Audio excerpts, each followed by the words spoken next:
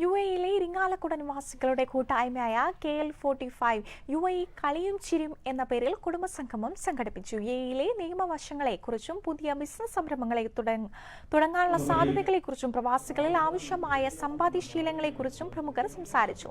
Advocate Nitin Joseph, Firoz Abdulla, Deepak പുരയാറ്റ, Misba Yunus, Dileep Chanassery, Sunil Raj എന്നിവർ സംസാരിച്ചു. September 22 നടക്കുന്ന ഓണം പൊന്നോണം 2024 പോസ്റ്റർ പ്രകാശനവും ചടങ്ങിൽ നടന്നു.